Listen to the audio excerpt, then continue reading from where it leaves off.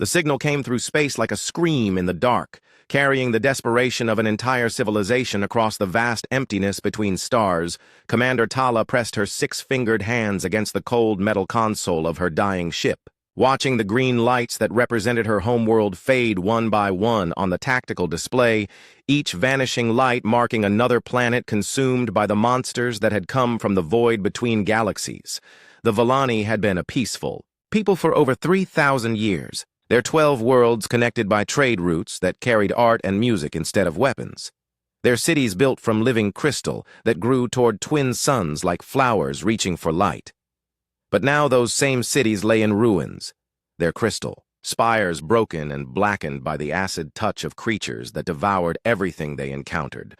Tala had watched 8 of those worlds die in the past 6 months, had seen the orbital defense platforms melt like ice under the bioweapons of the invaders, had witnessed entire populations disappear into the gullets of creatures so alien that their very existence seemed like a violation of natural law. The enemy called themselves nothing because they had no use for names, but the survivors had given them a title that captured their horror: the Devourers, beings that consumed not just flesh and bone, but the very essence of life itself, turning thriving biospheres into toxic breeding grounds for more of their kind. Now only 4 Volani worlds remained, and the largest fleet Tala could gather consisted of 23 ships, most of them civilian vessels hastily fitted with mining lasers and agricultural shields, crewed by teachers and artists and shopkeepers who had never fired a weapon in anger, but who stood ready to die defending what remained of their civilization.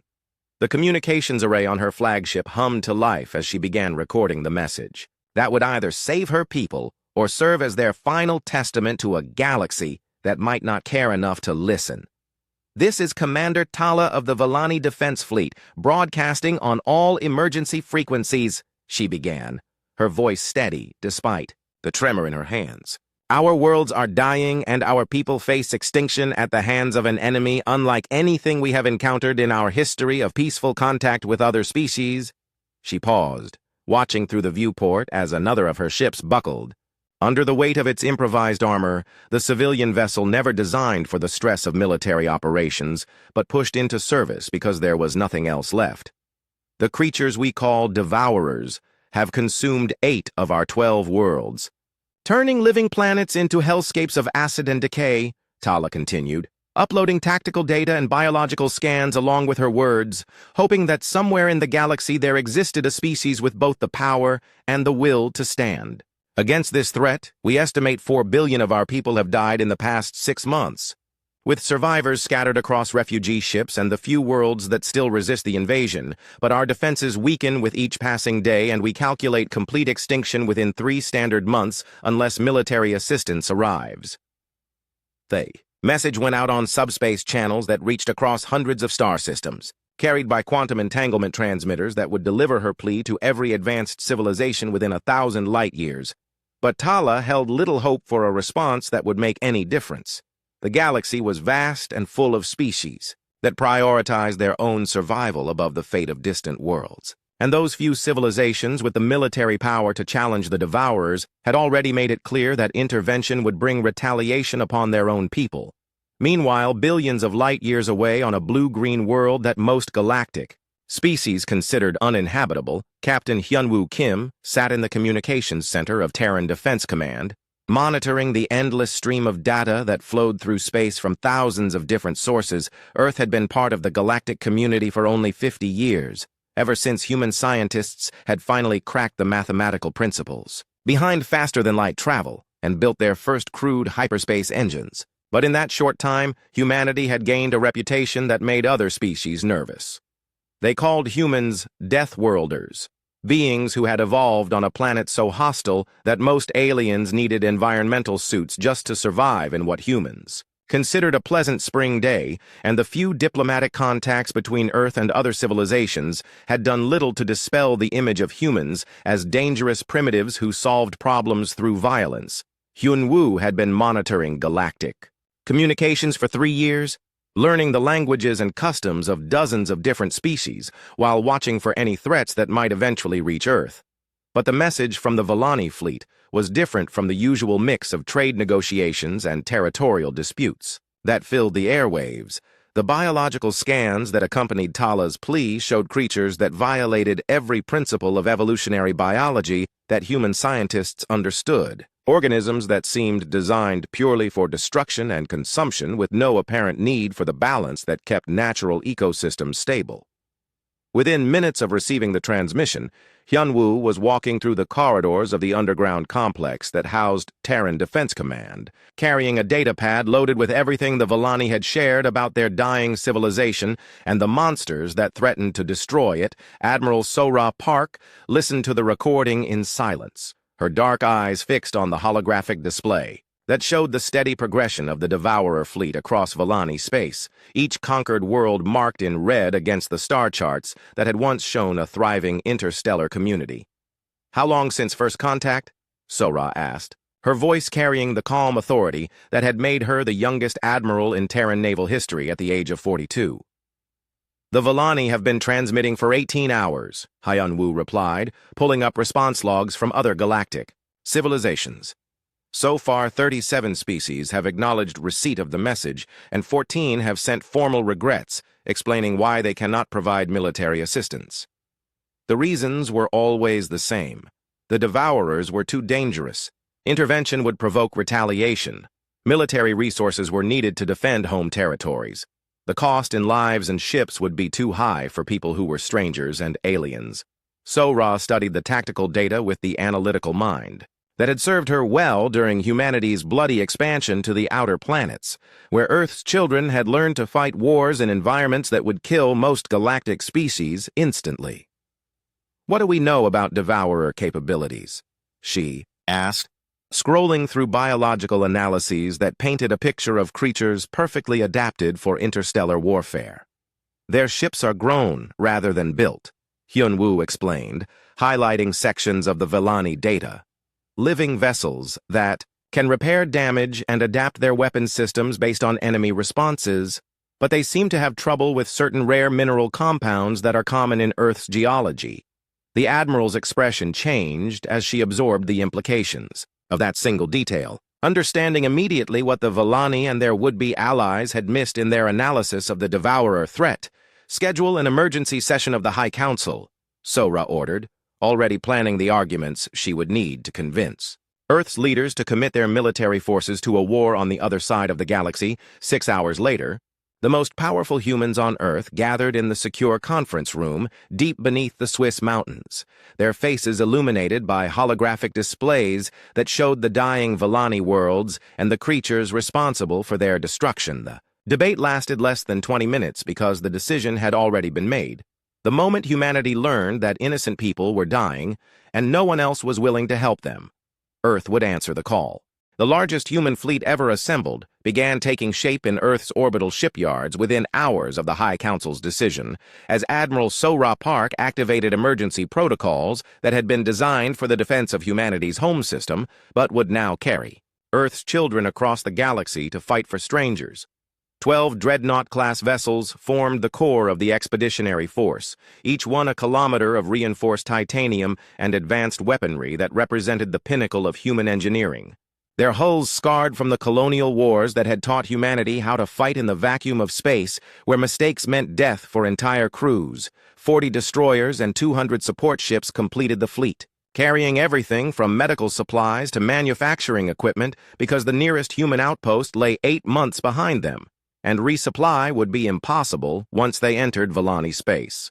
Colonel Dayan Choi stood on the observation deck of the troop transport Iron Mountain, watching as 50,000 Marines and their equipment moved through the loading bays in a carefully orchestrated dance of preparation that would have impressed even the most experienced galactic military. Observers, her soldiers were veterans of humanity's expansion wars, men and women who had fought in the methane swamps of Titan and the sulfur storms of Io, who had learned to kill in environments where the air itself was poison and the ground could melt the soles of their boots. They wore powered armor that had been designed for the most hostile worlds in human space, environmental suits that could function in vacuum or crushing atmospheric pressure, that could filter toxins and regulate temperature and provide life support for weeks without external power. Dae-Yun had spent 20 years turning Earth's children into the most dangerous soldiers in the galaxy, not through cruelty or indoctrination, but through the simple recognition that humans were already predators and warriors by the accident of their evolution on a world that tried to kill them every day.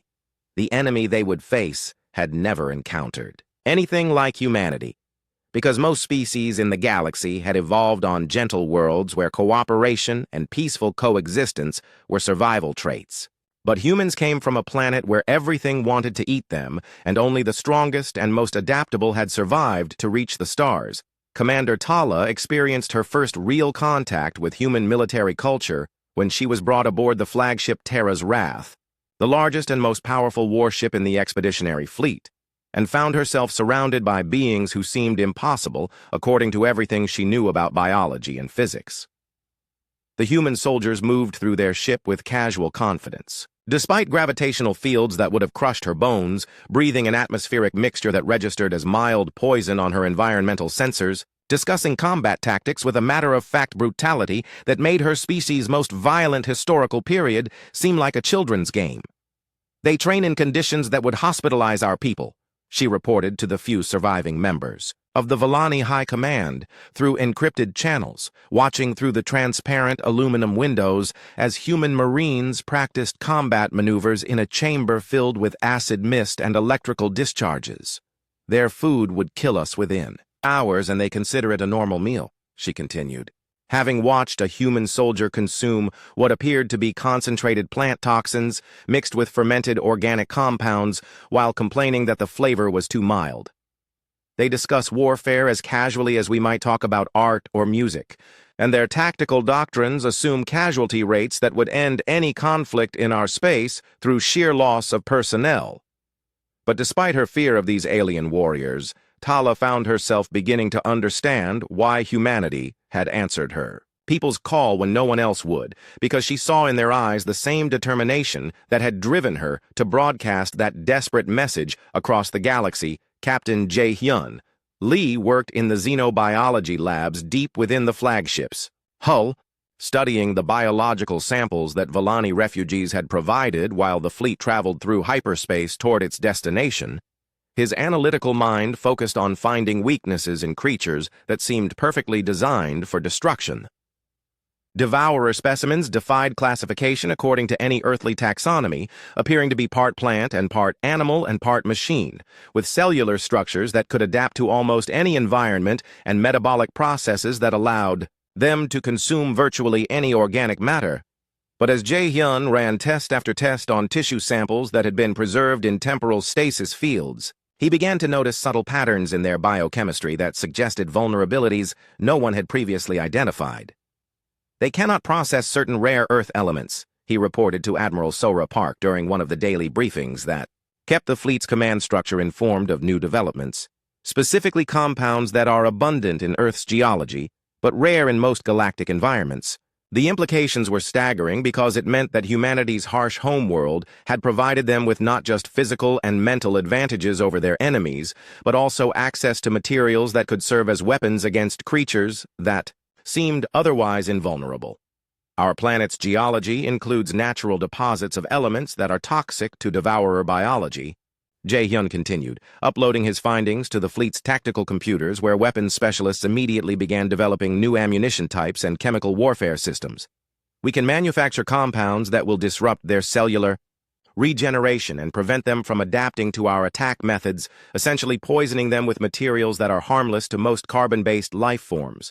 The revelation changed everything about the fleet's strategic planning because it meant that humans could fight the Devourers not just with superior tactics and training, but with weapons specifically designed to exploit biological weaknesses that no other galactic species had been able to identify master. Sergeant Minho Kong gathered his demolition specialists in one of the ship's training bays to begin developing new explosive devices using the rare Earth compounds that Jae-hyun had identified, his 20 years of experience in unconventional warfare providing the practical knowledge needed to turn scientific theory into battlefield reality.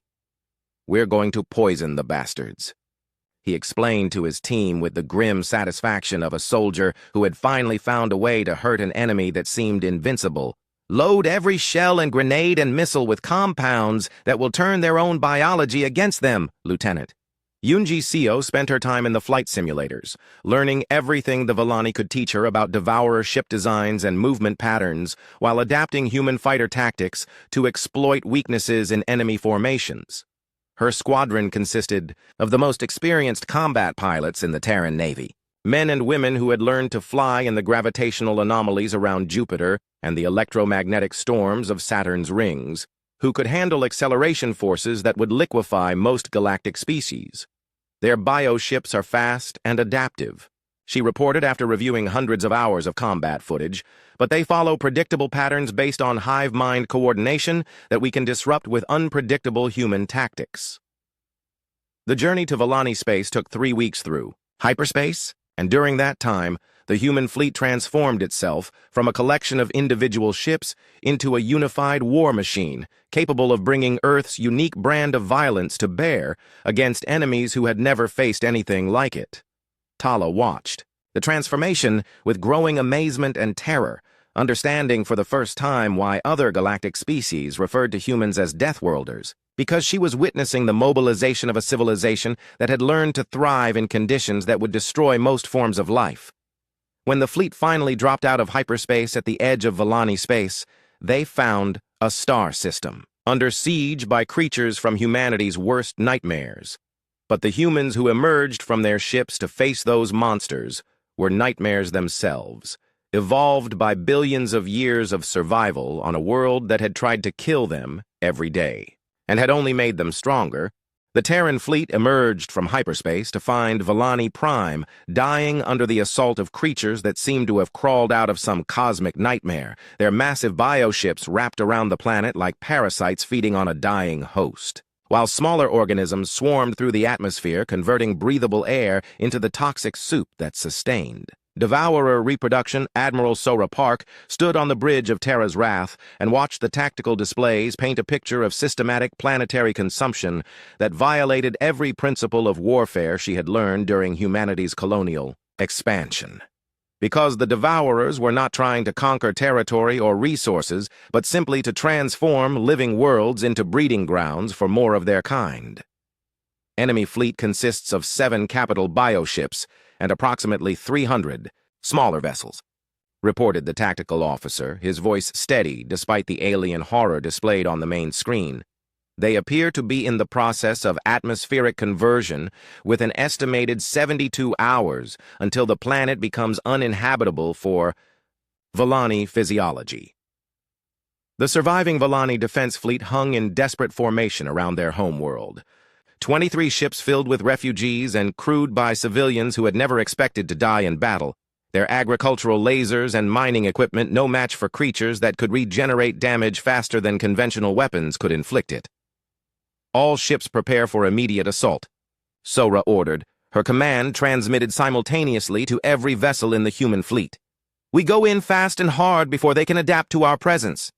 The attack began with Lieutenant Yunji Seo leading her fighter squadron through the outer edges of the Devourer formation, her modified interceptor pulling acceleration forces that would have killed most galactic species as she dove toward the enemy bioships at velocities that made her craft appear on sensors like guided missiles. Her fighters moved in patterns that defied conventional tactical doctrine, weaving through enemy formations with the unpredictable aggressiveness of predators evolved on a world where hesitation meant death. Their weapons loaded with ammunition containing the rare Earth compounds that Captain Jae-hyun Lee had identified as toxic to devourer biology. The effect was immediate and devastating because the enemy creatures had never encountered weapons that could prevent their cellular regeneration, their bioships beginning to dissolve as human ordnance introduced compounds that turned their own adaptive biology into a weapon against them. Target the central nervous clusters, Yunji transmitted to her squadron as they carved through enemy formations, her tactical display showing the locations where Jae-hyun's biological analysis indicated the creature's distributed intelligence was concentrated. Make them hurt and they'll lose coordination. The Devourer response was swift and alien. their ships beginning to adapt their movement patterns and weapon systems to counter the human attack. But they had never faced an enemy that could match their adaptability with the random chaos that had shaped human evolution.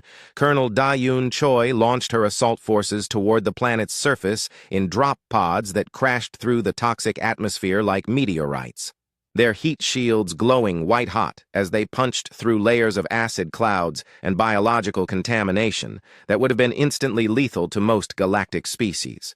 Her Marines emerged from their pods into a hellscape of organic corruption, where the very ground pulsed with alien life, their powered armor protecting them from environmental hazards that would have dissolved Volani equipment within minutes, advanced by fire teams toward the primary hive nodes. Dawn ordered, her tactical display showing the locations where Devourer ground forces had established breeding centers in the ruins of Volani cities.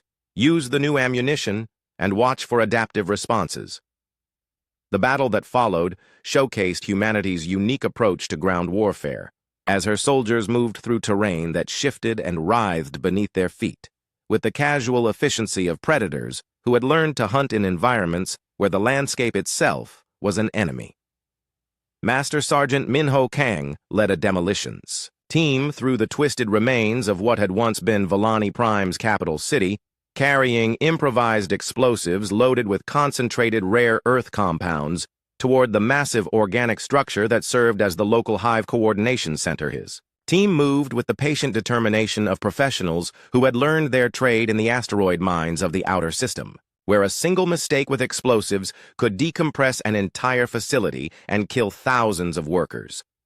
Charges placed at structural weak points, Minho reported through the communication system built into his armor, his voice calm despite the alien horrors that surrounded his position. Estimate 30 seconds to detonation and subsequent chain reaction through the hive network. The explosion lit up the poisoned sky like a miniature sun as carefully placed charges introduced Earth-based toxins into the Devourer hive structure, the chemical reactions spreading through organic conduits with devastating efficiency as the creature's own biology carried death throughout their network. Above the planet, the human fleet pressed their attack with the relentless efficiency that had made Earth's children the most feared warriors in human space, their ships moving in formations that confused and disrupted the Devourer's attempts to coordinate defensive responses. The bioships that had seemed invincible against conventional galactic weapons began to dissolve under sustained bombardment. From human ordnance, their adaptive capabilities overwhelmed by chemical compounds that attacked the fundamental processes of their cellular structure. Enemy fleet breaking formation, reported the tactical officer aboard Terra's Wrath, his instruments, tracking the retreat of Devourer vessels from SciFiPrime's orbital space. Remaining bioships appear to be losing coordination and reverting to individual survival behaviors. Commander Tala watched from the observation deck as human fighters pursued fleeing enemy vessels with the patient persistence of pack hunters, understanding for the first time that she was witnessing something unprecedented in galactic history, the systematic defeat of creatures that had seemed unstoppable. The ground battle concluded with Da-Yoon's Marines establishing secure perimeters around the surviving Volani population centers, their portable atmospheric processors beginning the work of converting poisoned air back into something that could sustain the planet's original inhabitants. Casualty report, Sora requested from her command chair, already knowing that the price of victory would be measured in human lives because her species had never learned to fight wars without accepting losses that would horrify more civilized galactic species. 14 fighters lost with their pilots, came the response from the fleet's senior tactical officer.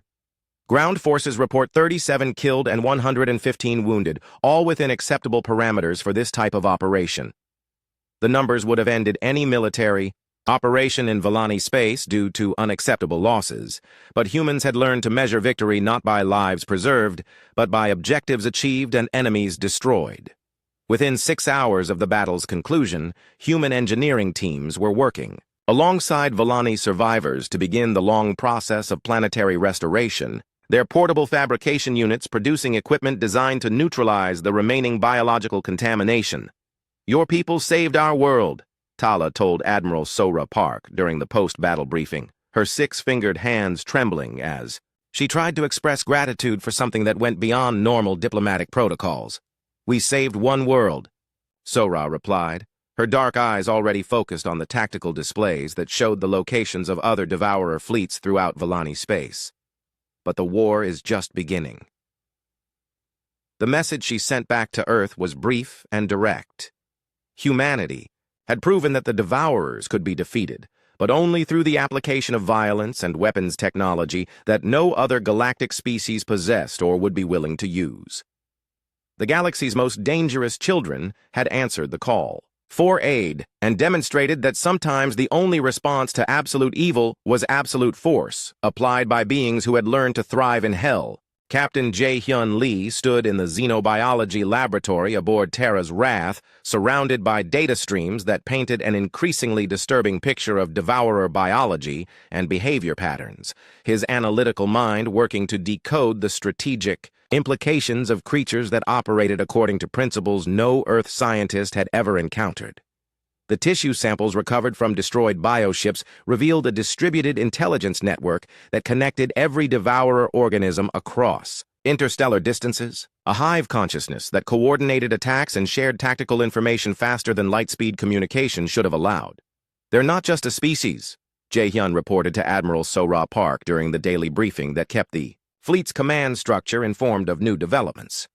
"They're components of a single massive organism that spans multiple star systems, with a central intelligence located at their primary breeding world." The revelation changed everything about humanity's understanding of the enemy they faced, because it meant that destroying individual fleets or liberating conquered worlds would only slow the Devourers rather than stopping them, and the only way to end the threat permanently was to strike at the source of their coordination, location of primary hive world unknown. Jae-hyun continued, uploading his analysis to the fleet's tactical computers. "But biological traces in captured specimens suggest a planet stripped of natural ecosystem and converted into a massive breeding facility with atmospheric composition that would be lethal to most known life forms." Sora studied the data with the calculating mind that had made her the youngest admiral in Terran history, understanding immediately that the mission she was contemplating would push human military capabilities to their absolute limits: gravity, atmospheric pressure, radiation. "Levels?" she asked, scrolling through environmental readings that painted a picture of conditions hostile enough to challenge even humanity's legendary adaptability. 3 times Earth standard gravity, atmosphere composed primarily of sulfuric acid and methane, with trace amounts of compounds that are toxic to most carbon-based life, Jae-hyun replied, his voice carrying the clinical detachment of a scientist discussing data rather than a death world that would kill most galactic species within seconds. "Surface temperature varies between -40 and +200 degrees Celsius, depending on proximity to geothermal venting from the planet's modified core. For most civilizations in the galaxy, such conditions would have represented an absolute barrier to military operations, but humans had evolved on a world that tried to kill them every day and had learned to fight wars in environments that ranged from the frozen methane swamps of the outer planets to the molten rock surfaces of worlds too close to their stars." "Recommended assault force?" Sora asked, already planning the most audacious military operation in human history. "Maximum deployment, with full environmental protection," came the response from Colonel Da-Eun Choi, who had been listening to the briefing through the ship's communication system. "My Marines are equipped for hostile environment operations, but this will push our equipment beyond design specifications." The decision to attack the Devourer homeworld was made without debate because humanity had already committed their military forces to this war, and retreat was not an option for a species that had learned to survive by refusing to accept defeat. Captain Hyunwoo Kim led the reconnaissance mission that would determine the exact location of the primary hive world. His ship Defiant Star, equipped with the most advanced sensor systems in the human fleet, and crewed by volunteers who understood that they might not survive first contact with the enemy's home territory. The journey took them through star systems that had been completely consumed by Devourer expansion, past worlds that had once supported thriving civilizations, but now served as breeding grounds for creatures that violated every principle of natural evolution. Sensor contact on target planet. reported the ship's tactical officer as they emerged from hyperspace at the edge of a system that registered as biologically active, but showed no signs of the electromagnetic signatures associated with technological civilization. The world that appeared on their main screen defied classification according to any earthly understanding of planetary geology, because its surface writhed with organic growth that had completely replaced the original ecosystem. Massive structures that pulsed with alien life and connected underground through root systems that spanned continents. Atmosphere confirms toxic composition, the science officer reported, his instruments detecting chemical compounds that would dissolve most known materials within hours of exposure. Gravity reading 3.2 times Earth standard. Surface temperature ranges indicate active geothermal modification of planetary core. Hyun Woo transmitted the coordinates back to the main fleet through encrypted channels before beginning the dangerous work of mapping enemy defenses around a world that served as the central nervous system for an interstellar hive mind. The assault force that Admiral So-Ra Park assembled for the attack on the Devourer homeworld represented the largest concentration of human military power ever deployed. In a single operation, every available ship and soldier committed to a mission that would either end the war or result in the complete destruction of the expeditionary fleet. Colonel Da-Un Choi briefed her Marines in the cavernous hangar bays of the troop transports, her words echoing off metal walls as she explained the tactical situation to soldiers who had volunteered for what was essentially a suicide mission. Environmental conditions on target will test our equipment beyond design limits, she told them, with the matter-of-fact honesty that had made her one of the most respected officers in the Terran military. Casualty projections indicate 70% losses minimum with complete mission success. The numbers would have ended any military operation in civilized space, but humans had learned to measure victory not by lives preserved, but by objectives achieved and enemies destroyed. And the soldiers who prepared for planetary assault understood that they were fighting not just for Volani refugees, but for every peaceful species in the galaxy. Master Sergeant Min-Ho Kang spent his final hours before deployment recording a message for his daughter back on Earth, his words carrying the weight of a father who might never see his child grow up, but who wanted her to understand why he had chosen to fight in a war between strangers. "The universe is full of monsters," he said to the recording device, his scarred hands steady, despite the knowledge that he was planning to detonate planet-killing explosives in the deepest chambers of an alien hive world. Sometimes the only way to protect innocent people is to become a monster yourself, and that's what humans do better than anyone else in the galaxy. The assault began with Lieutenant Yoon-ji Seo leading her fighter squadrons through the upper atmosphere of the Devourer homeworld, her modified interceptors struggling against gravitational forces that would have crushed conventional galactic military hardware. Her pilots flew with the desperate skill of warriors who knew they were humanity's spear point in a battle that would determine the fate of multiple civilizations. Their weapons loaded with concentrated doses of the rare Earth compounds that could disrupt Devourer biology ground forces followed in heavily armored drop pods that crashed through the acid atmosphere like meteorites, their impact sites carefully chosen to establish beachheads near the massive organic structures that served as coordination nodes for the planetary hive.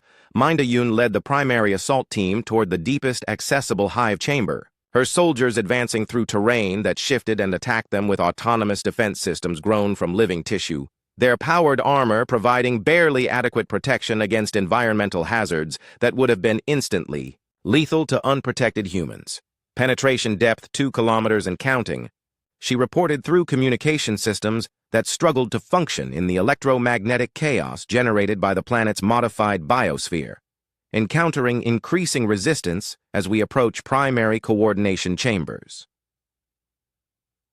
The battle for the Devourer homeworld became the stuff of human military legend as Earth's children fought there. Way through kilometers of hostile organic matter toward the central intelligence that coordinated attacks across multiple star systems, Min-Ho and his demolitions team reached their target coordinates through passages that seemed designed to kill any intruder, carrying explosives that would introduce enough rare Earth compounds into the planetary nervous system to trigger cascade failure throughout the hive network. Charges placed and armed, he transmitted during his final moments, his voice calm despite the alien horrors that surrounded his position. "Tell my daughter that her father died making the galaxy safer for people like her." The explosion that followed lit up the Devourer. Homeworld like a dying star as carefully placed charges introduced Earth-based toxins into the planet's central nervous system. The chemical reaction spreading through organic conduits with devastating efficiency as the creature's own biology carried death throughout their network. Above the surface, Yunji led the evacuation of surviving human forces as the planet began to tear itself apart. Her fighter squadron providing cover for escape pods, carrying wounded Marines away from a world that was consuming itself in chemical fire. 3 months after the destruction of the Devourer homeworld, the scattered remnants of their once mighty fleets drifted through space like mindless beasts, their hive coordination severed and their ability to adapt to new threats reduced to basic survival instincts that made them easy prey for conventional galactic military forces. Admiral Sora Park stood on the observation deck of Terra's Wrath and watched as Villani engineering teams worked alongside human technicians to restore the crystal cities of their homeworld, the living spires beginning to grow toward their twin suns once again as atmospheric processors cleared the last traces of Devourer contamination from the air. The victory had cost humanity nearly 15,000 casualties, a number that would have ended any military campaign in civilized space, but represented an acceptable price for soldiers who had learned to measure success not by lives preserved, but by enemies destroyed and innocents protected. Final casualty reports requested Captain Hyunwoo Kim, who had been promoted to Admiral following his reconnaissance work that made the assault on the Devourer homeworld possible, his new rank carrying the weight of responsibility for humanity's expanding role in galactic affairs. 14,732 killed in action, reported the fleet's senior medical officer, her voice carrying the clinical detachment necessary to discuss numbers that represented friends and comrades who would never return to Earth. Additional 6,000 wounded with 70%, expected to return to active duty following rehabilitation. The statistics painted a picture of warfare conducted with an intensity that horrified most galactic species. But humans had evolved on a world where survival required accepting losses that would break more civilized civilizations. Colonel Da Yun Choi, promoted to general following her leadership during the ground assault phases, established the first mixed-species military training facility on Villani Prime, teaching alien soldiers human tactical doctrines adapted for their physiology and psychology. "Your people think differently about warfare," she explained to a class of Villani volunteers, who had requested combat training from the humans who had saved their civilization. "You approach battle as a last resort, while we treat it as one tool among many for solving problems." The cultural gap between human and alien approaches to conflict created challenges that required careful navigation because most galactic species had evolved on worlds where cooperation and peaceful resolution were survival traits, while humans came from a planet that had taught them to respond to threats with overwhelming violence. Captain Jae Hyun Lee found himself appointed as Earth's first galactic ambassador, his scientific background and experience with alien biology, making him ideally suited to bridge the gap between human military culture and the diplomatic protocols preferred by more civilized species. "We understand that our methods disturb you," he told the assembled representatives of 43 galactic civilizations during his first address to the Galactic Council. "But we also understand that sometimes violence is the only language that predators understand."